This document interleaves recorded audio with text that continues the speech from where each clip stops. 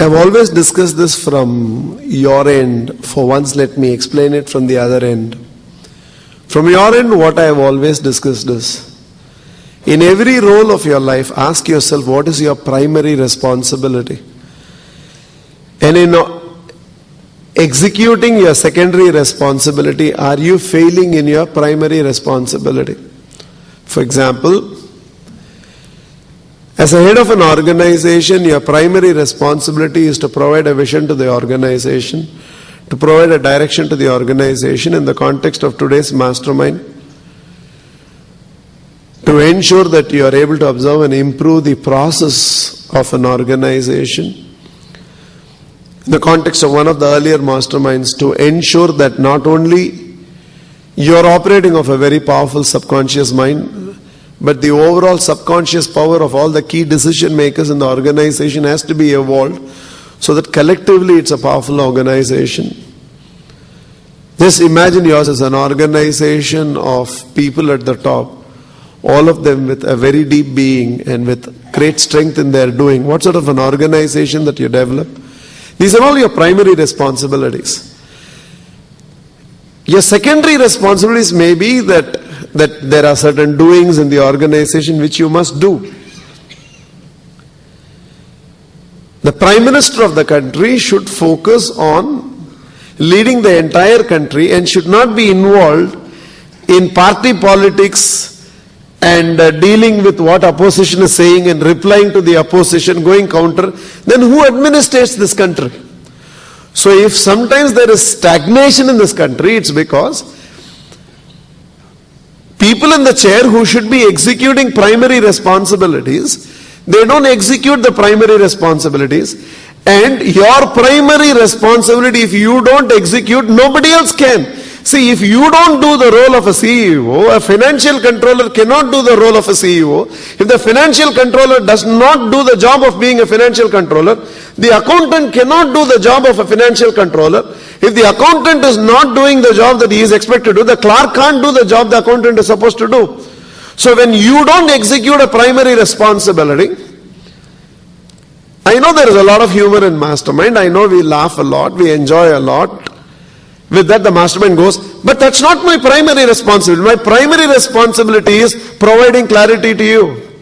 So if masterminds, because I get carried away that all of you laugh, eventually becomes a mastermind where there's a lot of laughing in the mastermind.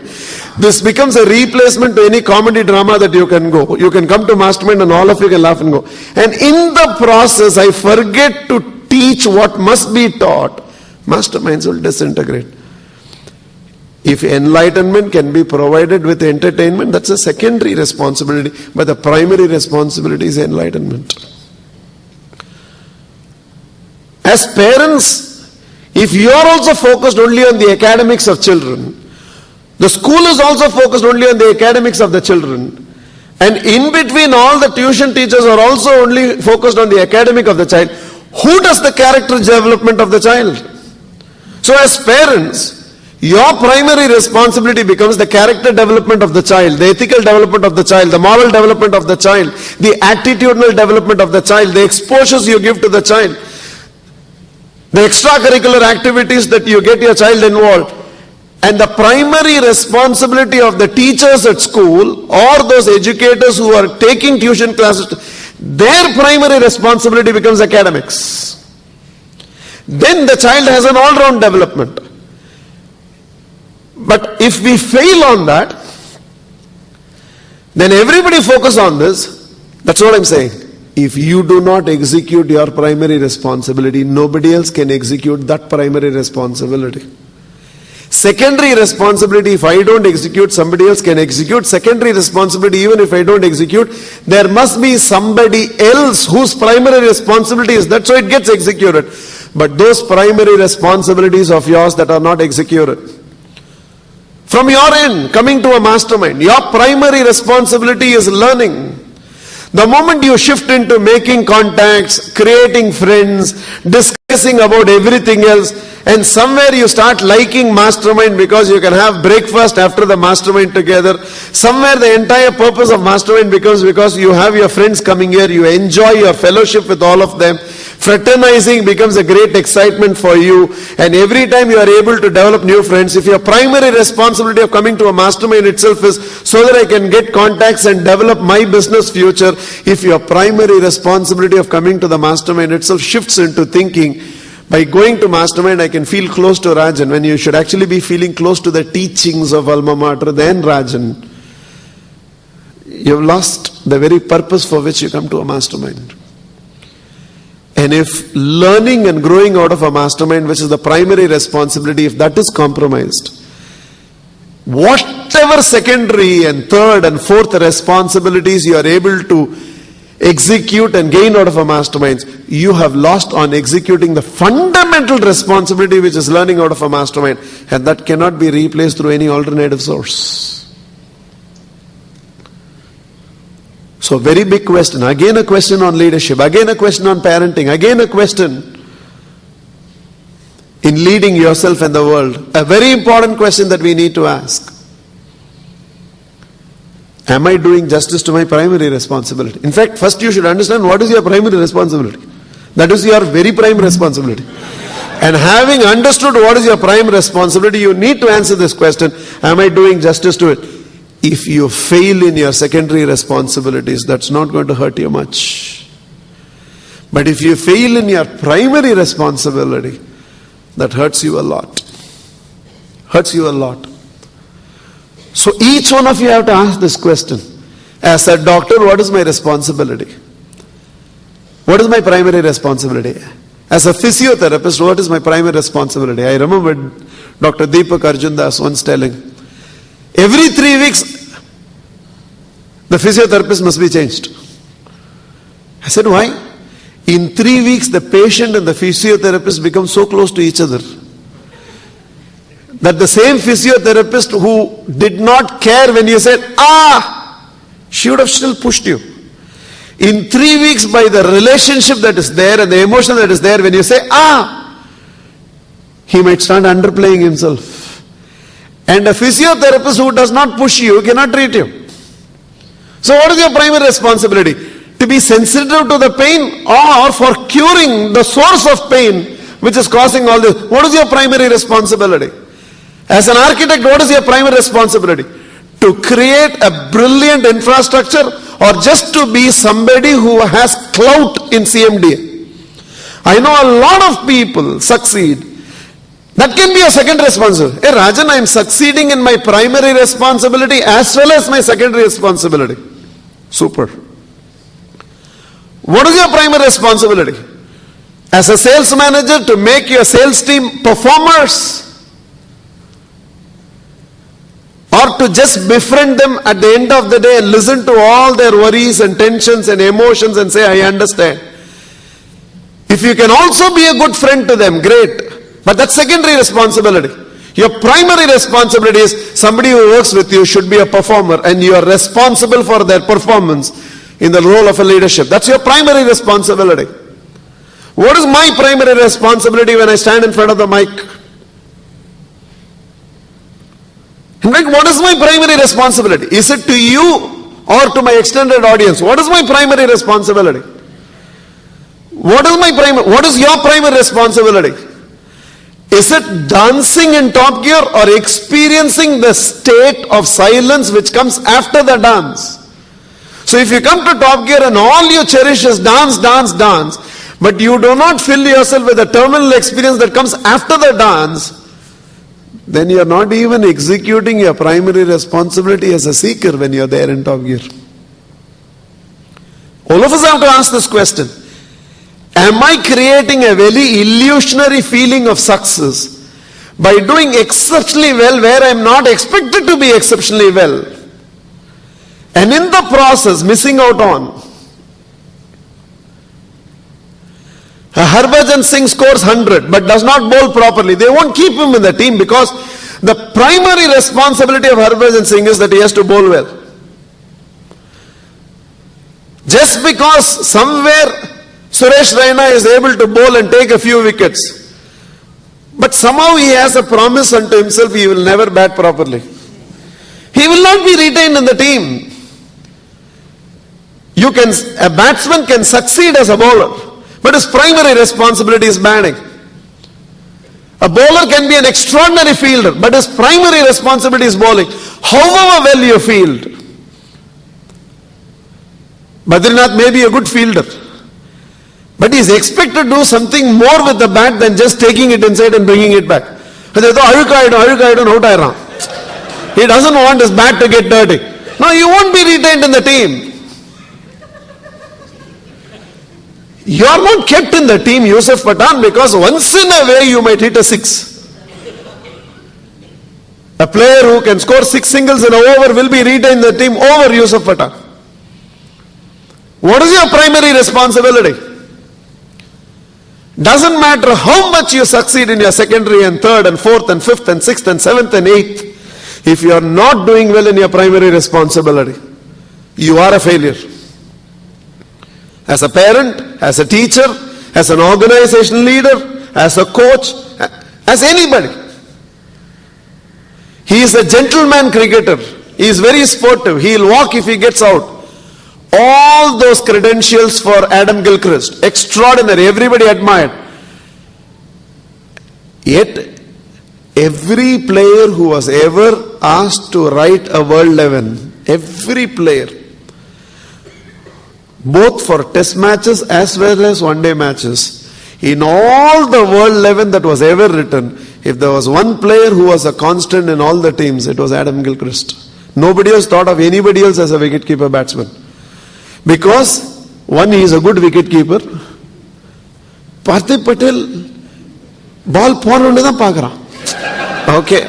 He feels that he should not hurt the ball. He leaves the ball and then picks it up and throws. Now, doesn't matter how you are able to bat. If you can't keep wickets, a wicket keeper, that's your primary responsibility. Adam Gilchrist was extraordinary in his prime responsibility. He was a great wicket keeper. He was extraordinary in his secondary responsibility, batting. He was extraordinary in his third responsibility, which was he wanted to be a very good sportsman. Without a doubt, he is there in every world level. What is your primary responsibility? And from the world perspective, your son always expects you to be a father. Not a spiritual teacher, not a mentor, not a coach. A child wants a father. It will be easier for one of you to teach Ashtut than me teaching Ashtut, because Ashtut primarily wants a father, not a teacher. What that son wants is, he should be able to share his vulnerability with me, and he would expect me as a father to tell him, I understand, Kanna. That's what he wants. He doesn't want me to tell him. In the 3rd chapter of Bhagavad Gita, Ashrut, he says, he wants a father. I can be a teacher to all of you. I will never be able to be the teacher I wish I can be to Ashrut. I will not be able to be. That's a different thing. Some of these children grew up itself in not seeing a father in you. They saw a guru in you. Like the children of Lalkudi Jayaraman, somehow never saw a father in Lalkudi Jayaraman. From day one, they only saw a guru. So, in fact, they must be missing a fatherly figure in their life, or they would have seen somebody else in the world. There must be a tata, there must be an uncle who is playing the role of a fatherly figure to them. Your son wanted a father. Because he knows that there are enough people in the world who can teach me meditation. There are enough people in the world who can come and teach me yoga. There are enough people in the world who can come and mentor me on what I should be. But Appa, nobody else can take the role of an Appa except you. I want you to be an Appa. That's what he wants. And when you don't do that, that shakes children up. To your children, it doesn't matter that you are an opinion maker in the society. It doesn't matter to them. I'll put it simply. That boy was never able to experience a father in the father of the nation. He almost felt he lost a father in the process of Mahatma Gandhi becoming the father of the nation. You might have been father of the nation, but you never played the role of a father to me. And that boy grew deprived of what it is to be developed by a father, because Mahatma Gandhi somehow took his primary responsibility to be the father of the nation and forgot that's not what your son is proud about. He wanted a father. Why is that my relationship with my daughter not as good as it should be? Because she sees you as a lawmaker who is all the time talking about what is right, what is wrong, what to do, what not to do. Why did you do that? You should not have done this. And the child wants beyond this. I made this juice because you like it. I bought this because I know you will like it. I came home early to be with you. Who are your best friends? So how much do they mean to you? So what do you people discuss? She's craving for a mother, and she sees a lawmaker in the house who is all the time talking about do's and don'ts, do's and don'ts, do's and don'ts. Yes, that's a secondary responsibility. In fact, when you succeed in your primary responsibility, the world does not mind accepting you in a secondary responsibility. But when you do not succeed in your primary responsibility, the world rejects you in its secondary responsibility. If part of all the learning that we want from a mastermind, along with that you also get a chance to laugh, you'll continue to enjoy the laughter, but you will come here for learning. The day mastermind becomes a lot of laughing and hardly any learning, somehow I get carried away by a lot of you, and this is what I keep doing. Eventually you will find those people who came to you do not come to you anymore, because the world does not accept you in a secondary responsibility unless you have succeeded in a primary responsibility. You being a great friend to your team, but not leading them to competence, not demanding performance out of them, not demanding success out of them, but a great friend. One of those friendly moments he'll tell you why he is resigning. Because he wants a boss who can make him a performer. He wants a leader who can make him perform. Somewhere in the entire process, you stop pushing your people. And it is your ability to push people that corrected their bodily ailments. And that is what you could do as a physiotherapist. And it came to a point where you become very friendly to them. They'll see a very good friend in you and they'll hire a new physiotherapist. You just cannot expect to succeed in your secondary and third and fourth responsibilities unless you are first a success in your primary responsibility. Two parts. One, from your end to the world. You should identify in every role of your life what is your primary responsibility. I know a lot of people make this mistake even in their relationship with the transcendental force. Your primary responsibility with God is your faith, your surrender, your bhakti, your devotion. And then in turn you can do something for the temple. In turn you can do something for that idol. In turn you can donate something to it. That's secondary responsibility. You taking care of God is secondary responsibility. You taking care of a place of worship is secondary responsibility. Your primary responsibility is ensuring that you share a relationship with that place where you seek to be taken care. But what happens after some time, because your name is given, your flag is hoisted, your name comes there and they make you powerful and they give you a lot of this thing. And you can use this power to take a lot of your friends and relatives to the place of worship. Somewhere you go there and you enjoy your power, your position, your influence in the temple. And in the entire process you forget to be a devotee. You just forget to be a devotee. In fact, the hand gets so busy shaking hands with everybody, it forgets to bow down, holding it together. In fact, the respect that they have for you in this temple because of the way you support the temple is so much. So many people fall at your feet. Ayya Vandirkar. You forget to prostrate in front of God. Somewhere you have converted that also into a place of status. You have failed yourself in your primary responsibility. I have no doubt from the day I started Alma Mater today, my primary responsibility towards you is one of an almanite. Everything else comes later. I tell all these guys who are part of the organization, I don't care how you perform, what you do. But when I see you're not living your life as an almanite, dukkha, it hurts. My primary responsibility in this forum to a Sucharita, my wife, to Durai Rajan, my father, to Ranganathan, my father-in-law, is that they are an almanite. All these relationships in this forum come secondary. Of course, when I go home, I don't discuss Alma Mater. If there is one person who never speaks Alma Mater at home, it's Raj. In fact, if there is one person who never speaks Alma Mater with you, it's Raj. I will never speak Alma Mater with you. There is a place for this. There is a place to learn. There is a place to grow. Outside I'll ask you, how is your daughter? How is your father? How is your health? How is your business? How are you doing? Happy, loving? That's all I want. I want to know about you. I don't want to play a teacher outside. And I don't want to play anything else inside. That is why I'm telling you. In fact, a lot of Almanites lose the entire plot because they think coming to Alma Mater, the primary responsibility is to get close to Rajan. That is secondary responsibility. Third responsibility. Fourth responsibility. Nth responsibility. Primary responsibility is your transformation. Don't walk inside my world with any other desire than your personal transformation. That's your personal primary responsibility. And in all that, yes, I love to be close to you. I love to friend you. I love to have time with you. I'd love to have those moments. Yeah, I had those moments. I have had your Pani Puri moments. I have had your ice cream moments. I have had Nariyal Pami moments. In fact, I forcefully took all my architects in a tractor one day.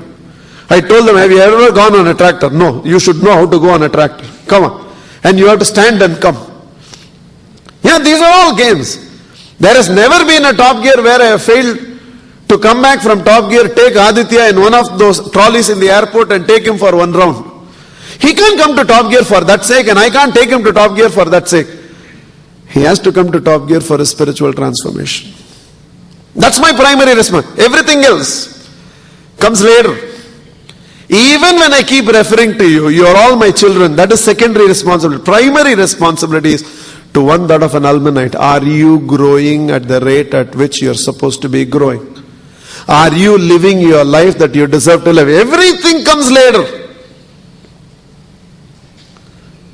So many of you see a fatherly role in me. I really cherish it. But I would consider myself a failure in that fatherly role if I'm not able to play the role of a teacher to you, because you and me came together on a primary relationship, you as a seeker and me as a teacher, and everything else came later. Great initiative, webcast.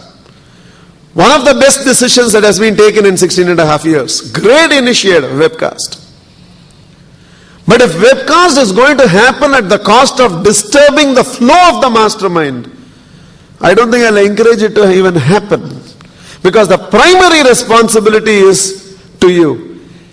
And a flow that flows out of that whole thing, thanks to technology, is webcast. But the primary responsibility is the sanctum of what is happening here must be preserved.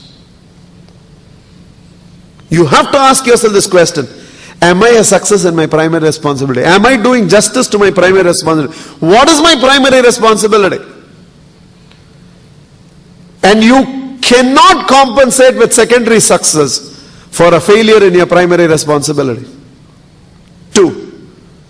In my relationship with the world, what do they see in that relationship as my primary responsibility? The son is seeking a father. The mother is seeking a daughter. The daughter wants to be mothered. She somehow feels some of the experiences which you can give as a mother, you alone can give. And all those adolescent stupids,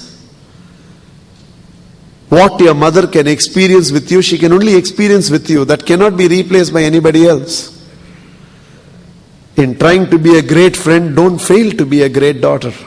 In trying to be a great friend to your friends, do not forget to be a great son to your parents. No, I have appointed a nurse. Excellent. My mother is lying down, I have appointed a nurse. And the nurse will take. For a nurse, taking care of the patient is primary responsibility. As a son, as a daughter, is it not your primary responsibility to go and sit beside them for some time and invest that time and give them that feeling of a parent-child relationship? Nurse can give the injection, nurse can give the medicines, nurse can give the care.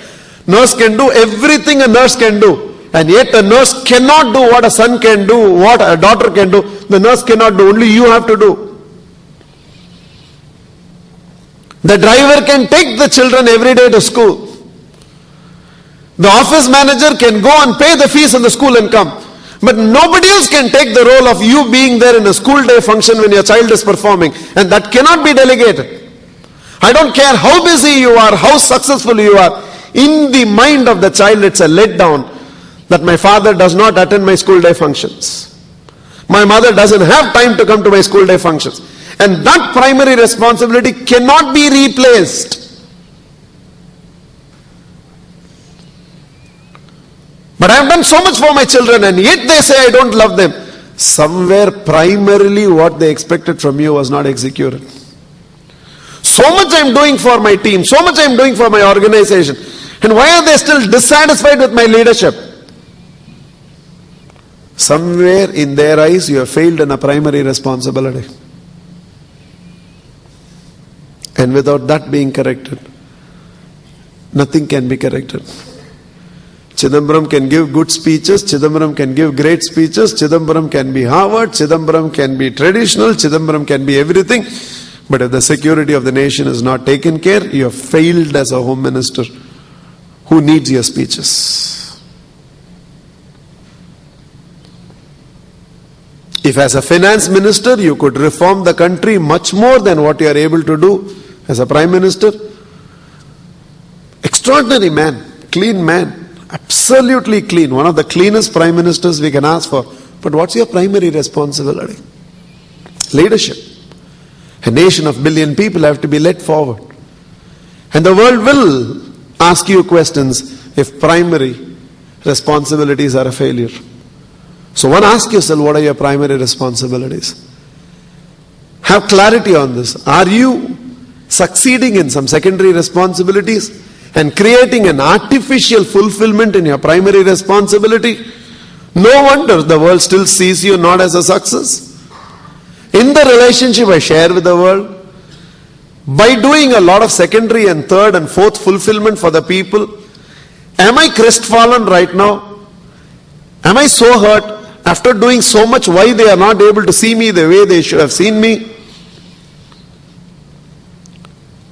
A lot of single parents go through this challenge, where in trying to make up for the father who isn't there, or in trying to make up for the mother who isn't there, sometimes you lose out on being the father you're supposed to be. Because my children don't have a mother, I know I have to play the role of a father and a mother to them, especially those of you who have chosen to remain single. But so much you think the child will miss a mother. So much you try to play the role of a mother to the child, so that the child does not go through the deprivation of a mother.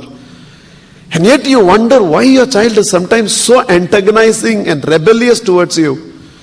In so much trying to play the role of making up for a father who is not there, because you have chosen to remain single. And so much you try to play the role of a father to them, but they miss a mother also in the process. You be a mother, a complete mother, and also try to be a father. Your children will cherish you. You be a father and also try to be a mother, your children cherish you. But when you compromise on what you are primarily supposed to be, and doesn't matter how exceptional you are on your secondary and third responsibilities, you'll still find only a gap between you and your client, between you and your children, between you and your organization, between you and your management, between you and your partner. Partnerships break when one of them is failing in his primary responsibility. But arguing, because I am good in my secondary responsibility, you should not mind that I am not good at my primary responsibility. That's when the entire disintegration takes place. Think about it. Close your eyes and be with yourself.